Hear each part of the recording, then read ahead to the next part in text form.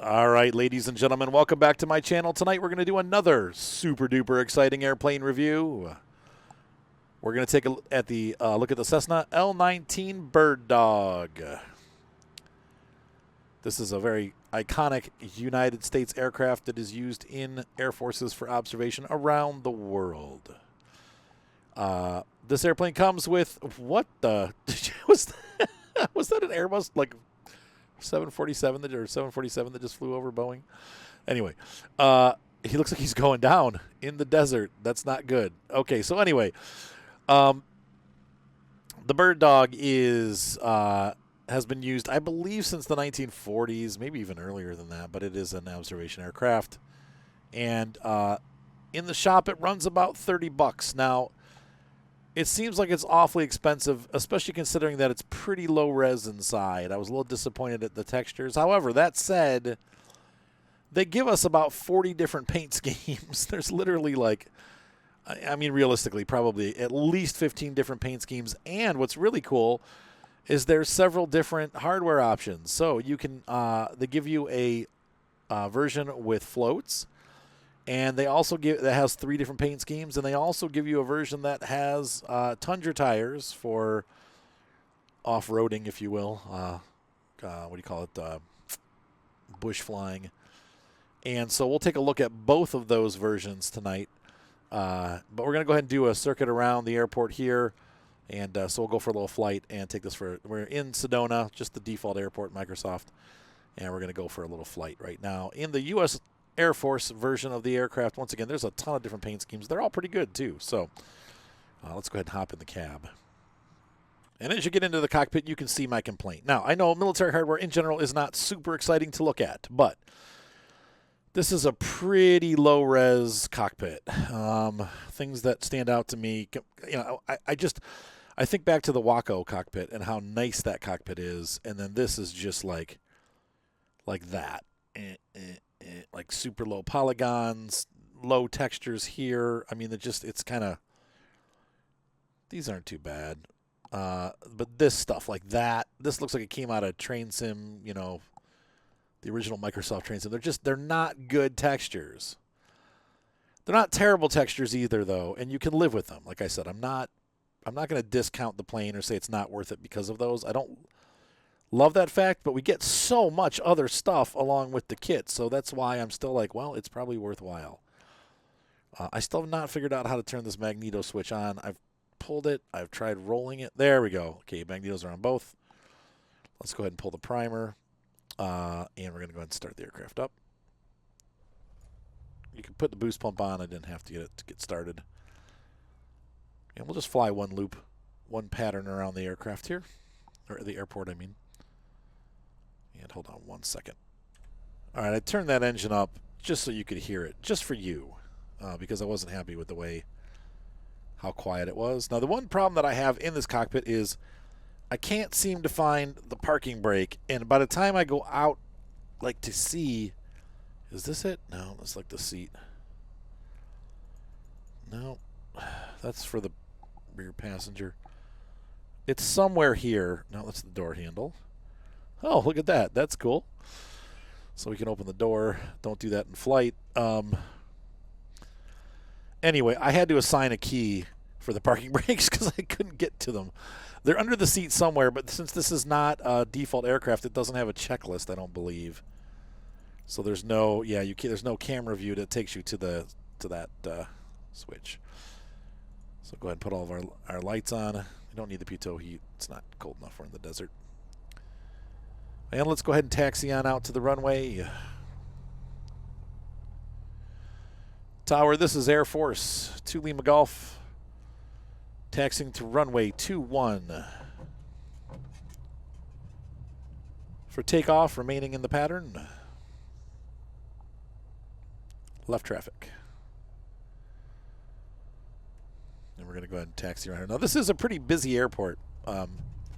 So one thing I'll say about this airplane after flying it a bit, and once again, I've been super busy, haven't had a lot of chances to get out there in this plane and fly it around, but I will say that it is really touchy on the nose wheel. You're gonna probably run into some issues steering it. Taking off, landing is harder than taking off. I don't know why that is.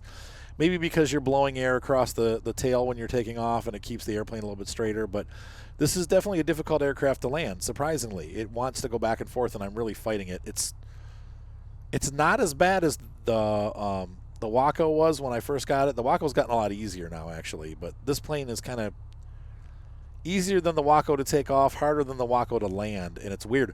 The other thing, too, is the flaps really are effective. These are 30-degree flaps to start with. You can see exactly. That's a ton of flap. That's like first stage right there.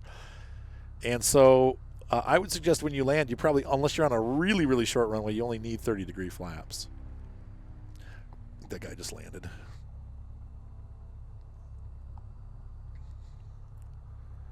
So anyway, that's but you can put, full on 60-degree flaps and run them, run the plane pretty slow in the air. So it's nice. It's a good tour guide aircraft. And once again, its primary function was observation. I wouldn't want to be in one of these during wartime. You couldn't pay me. Can you imagine that? Like being shot at in one of these? It's like not fast enough. You'd be pegged full of holes in no time. So we'll do a couple flights. We'll do a short grass takeoff. Thinking we'll do Johnson Creek for that, and then we can go to CQ up in the Seattle area, or I guess it's northern Washington, just south of Canada. And we'll take a little float plane out there because they have a harbor dock. All right. Air Force 2 Lima Golf taking off runway 21. Sedona traffic remaining in the pattern. All right, I don't see anybody coming in, so we should be good to go. No 747, he seems to have cleared out. So watch your ground speed. Don't get going too fast or you're going to end up doing ground loops. And we're advancing to full throttle, pulling back a little bit on the stick to gain some speed. And you can see here right away it's going to torque left. P torque and G factor. All right, so we're able to keep it on the runway, but it is a little bit squirrely. Same thing as the Waco as far as the airspeed goes, about 60 knots and you're off the ground. But she's a nice flying airplane. It really is a nice little aircraft. Definitely a piece of our history. Maybe 1950s, I want to say. I'll have to look at, I don't know what years these were made, but I know that they were definitely, I want to say post-World War II, but probably Korean War and Vietnam era. Obviously, with the Air Force moniker, the Air Force came into play, I believe, after the Second World War. It was all Army before that, so.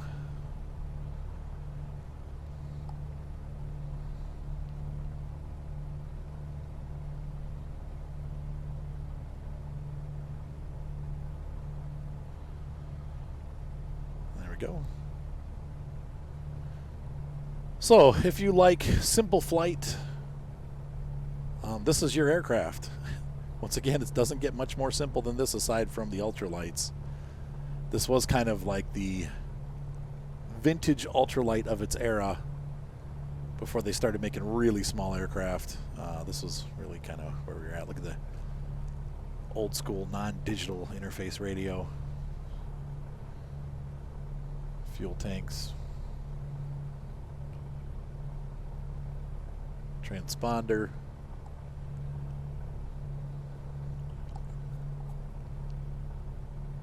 Yep. And I'm running about half throttle right now.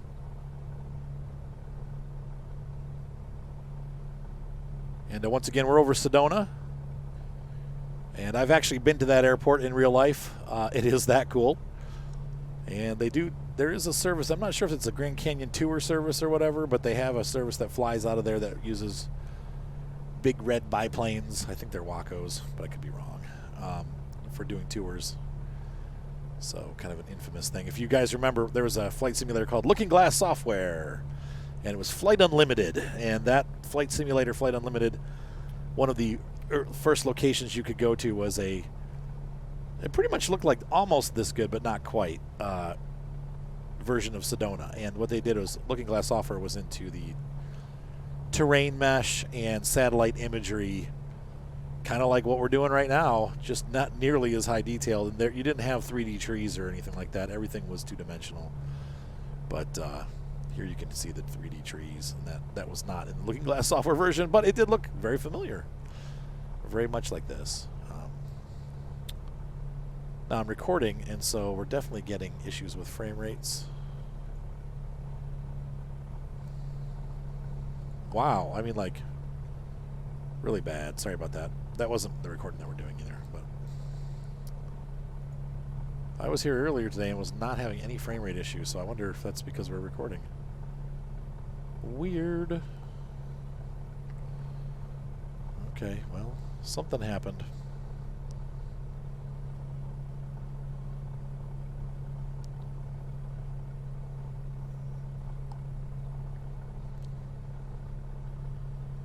There, and now it's clear. Whatever it was right there, and it's now cleared up. That's really bizarre. Maybe something happened at the airport. Maybe somebody's loaded in something that might... Yeah, see, looking that way, it's back. Oh, what?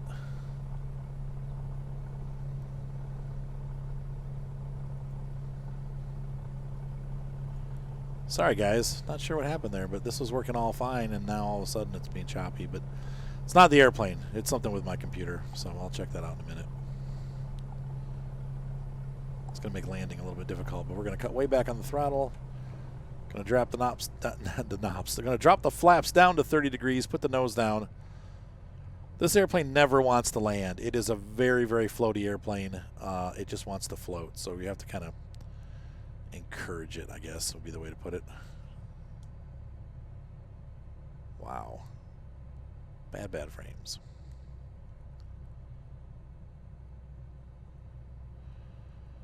Jeez. That was really weird. Okay, and there it's smoothed out again. Something's going on. Strange. Maybe something's going on my computer in the background that I'm not aware of.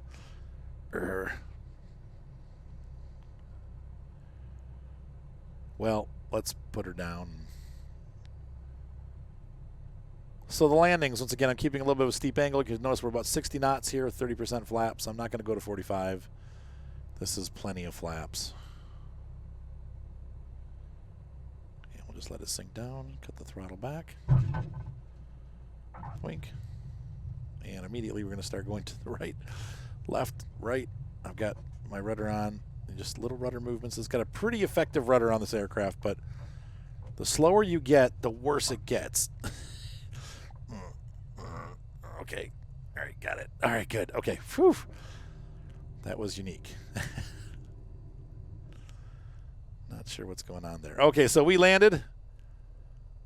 Hallelujah. We're safe and alive.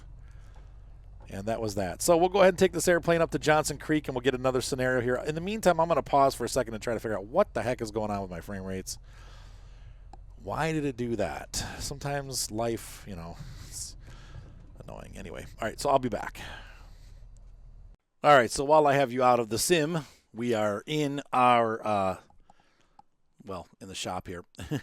And you can see, well, not shop, but in the where you pick your airplanes up. These are all the many different colors this airplane comes in for the base model, including a Canadian Army, French Army, U.S. Army Green, U.S. Marines, U.S. Army Olive. I don't know. These are probably all, I don't know if these are all real paint schemes, but they probably are. Malta, Japanese, South Vietnam, Philadelphia Gliders, Cat Killers, and the Chilean Air Force.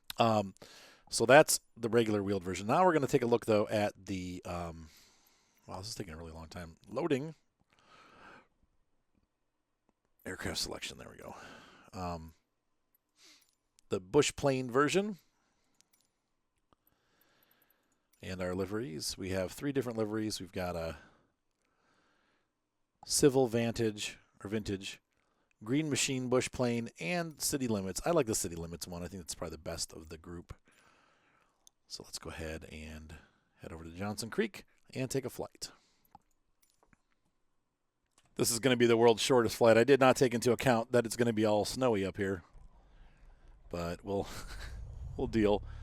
Now you'll notice here the cockpit's a different color, which I do like that. They did make it so that we have both dark and light cockpits. Also, you'll notice that in the and I don't have that on. You're not going to see that right now because we're not there, but in our float plane version is what I'm trying to get out. You'll see that we have floats.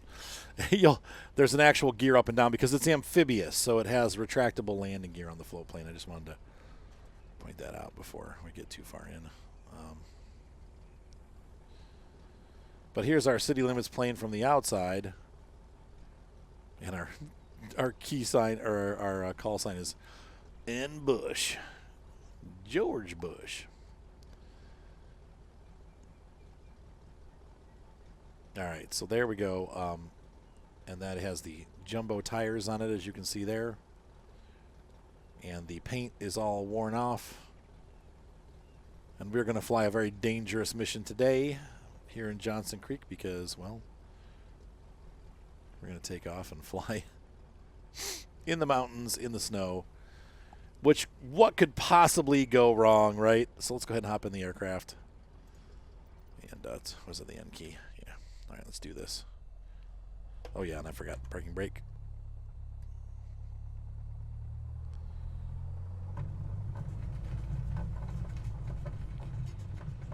And we have some resistance because, obviously, we're driving through the snow grass.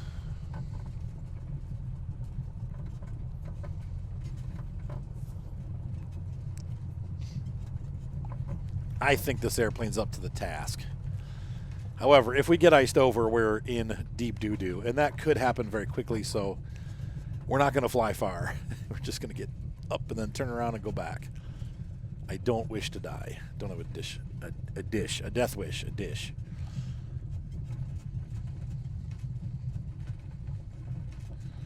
Let's get out there on the runway.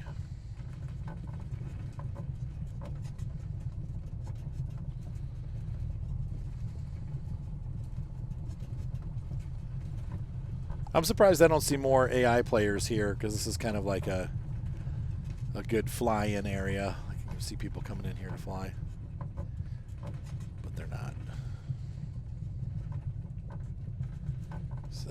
Is that the end of the runway? Yeah, it looks like the end. All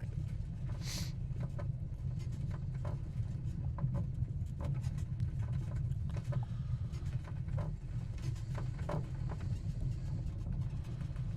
See how the plane whips around nice and easy. Let's get off the ground here. And we'll go straight into a deep freeze. And I'm taking off, no flaps. Don't try this at home.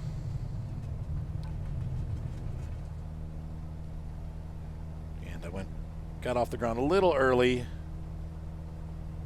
but let the ground effect, we floated in the ground effect for a little bit so we could take up and then get a little bit higher up once we gained airspeed. So the early takeoff is not a problem. The good news is we're not icing yet, but the bad news is it could happen at any second. Though we're not that high up. We're about 3,000 feet, but obviously if there's snow on the ground, it is below freezing. So you got to really watch. If there's any clouds or moisture at all, there goes our life.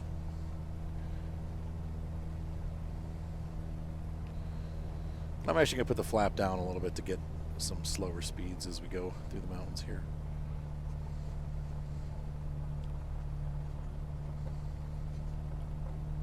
Keep our speed up. Don't want to stall. There's the runway.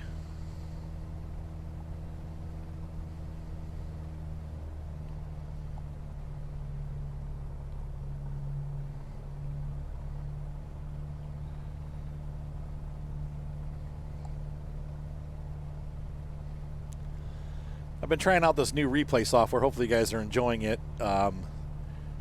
Doesn't work great when it comes to like it puts the airplane, like when I take off and land, a lot of times the airplane sinks into the ground. It's a little weird. But it is a neat tool, and it does help. I forgot to start recording, though, which sucks. So I'm going to have to do this flight all over again, but oh well. I always do that. It's new, so it's like something I'm trying out, but I'll repeat the flight. You know, the whole point is that I want to be able to show you the airplane as I'm taking off and landing and getting some cool camera angles, and then I forget to run it. Which means it takes me twice as long to make these videos, but that's how it is. It can record it while I'm flying, and that's what I keep trying to do, but then I forgot to press the button. So it did us no good. Alright, so we're on the outer marker here, and I'm going to swing this plane around, throttle off.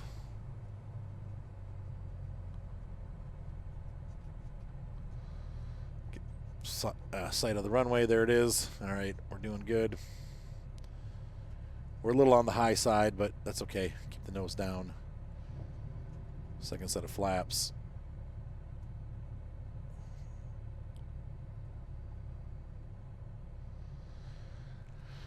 Alright, that weren't so bad.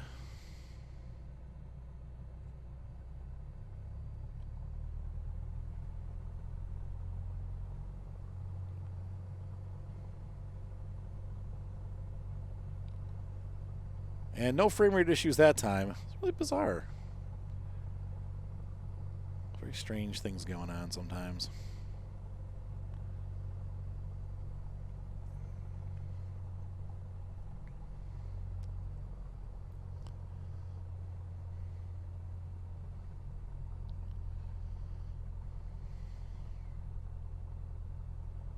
All right. Float on down, 40, and we're down on our big cubby tires. Oh, stop, stop, stop, stop. Nice. All right. So we've landed safe and sound in our Super Cub Bird Dog, in our Super Bird Dog. Obviously, Cub's a different company, not even related to Cessna. And so hopefully you guys enjoyed that little flight. So let's go ahead and try out the floats now. So we're going to head over to the Seattle area to CQ, which is North Washington again. So we're going to head up there and try it out. See you guys in just a minute. All right, so last but not least, we have the Cessna Bird Dog L-19 Amphibian plane, and I love the Canadian livery. There's 4 different liveries. I thought it was 3. There's 4. You got civilian, amphibian, and Canadian. I'm going to do the Canadian one. For all of you watchers out there that are my friends who are Canadian, this is a salute to you. All right, so we're going to get out here to CQ, and there is an actual dock park. We'll set that as our departure. And let's go flying. Floating, flying, whatever. I got to re-record this little intro segment. I did the whole flight and then realized I'm a dummy. Couldn't get the airplane to turn really well, and it still doesn't. When you deal with a float plane, there's a little water rudder that the aircraft has. I completely forgot about. I'm like, man, this thing will not turn in the water. And I was watching the little rudders on the back of the pontoons turn, and I'll show you. Hang on, we'll go to the outside normal view. External. There we go. Got to turn this on. You can see there at the back of the aircraft, there's 2 little rudders, right? And they're actually out of the water right now. They're not in the rudder. Now, my RC airplane that I have a float plane that also has that. Uses a servo tied to a string, and it makes those things operate. But you need those down in the water for the aircraft to steer properly. So I wasn't doing that. So dumb here screwed everything up. So let's go ahead and get the airplane started. I'm going to cheat start it, and we're going to turn around, and then we'll resume our normally scheduled programming. So the airplane's going to start rolling forward. I don't want it to do that. Please stop. Oh well. So the first thing we're going to do is drop the water rudder.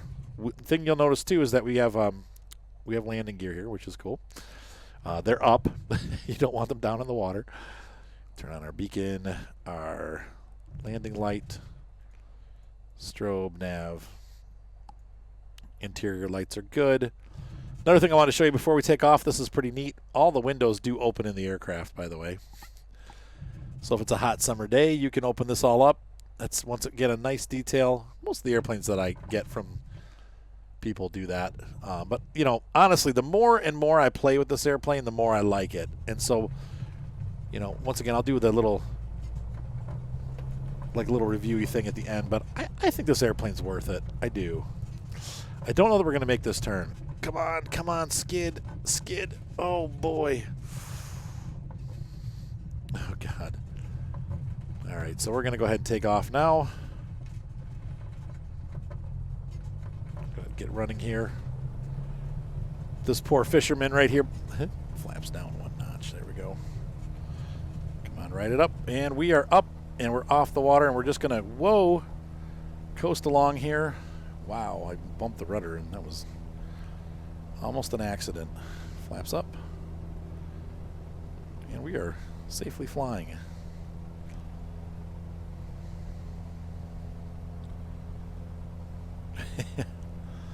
Well, that was certainly interesting.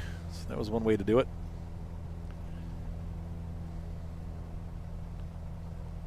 So let's go ahead and turn around, and we'll make our touch and go at CQ Airport.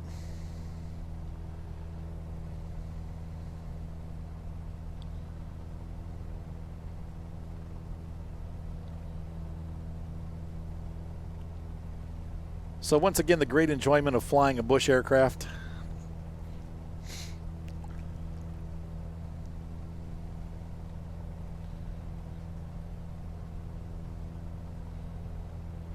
The not so happy joys of getting stuck trying to take off from the airport. Crashing into docks, wrecking people's really nice boats.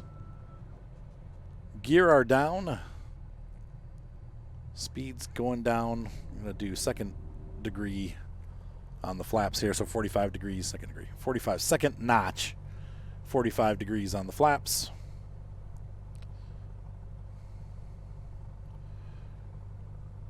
CQ traffic, this is Cessna to Lima Golf on final, not sure what runway. Touch and go.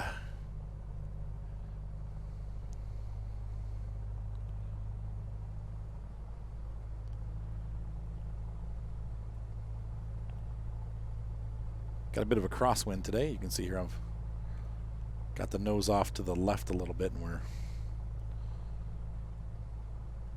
holding our direction here. Well, this is live weather, by the way. Not too bad of a day up there in the Pacific Northwest. Ooh. Don't stall.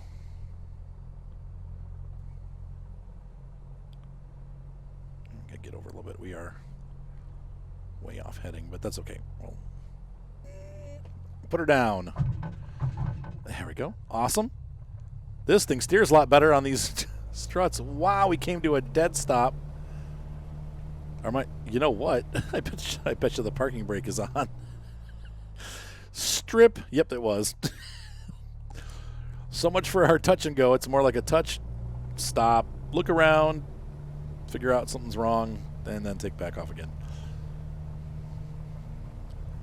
Well, that was certainly interesting, but because it's not a tail dragger in this configuration, we didn't have many issues. So back up in the air we go. I'll go ahead and pull those gear up. Flaps up. And we're going to swing out over the woods, come back around. Land in the water. Well, that was fun. It's an adventure every day when you're friends with Arthur.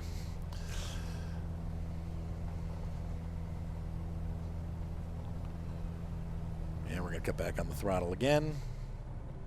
One level of flaps. We all set to land? Yep. Water up. Everything's good.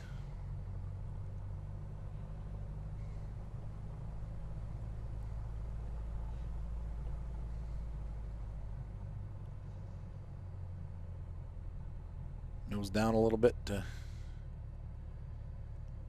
get that altitude down. What a cool it. So once again, You know, when I first saw the price and the quality of that texture right there, that bugs me. But, there's a big but. This aircraft offers so many different configurations, so many different paint schemes, and they're all good.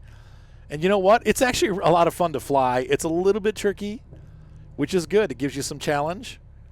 And it's just an enjoyable plane with all these different configurations. It's really a flexible airplane. You're really kind of getting, well, at least 2 different airplanes in one, if not 3. But I tend to look at it like 3. And so I am very happy with this aircraft. I'm going to get a lot of use out of this.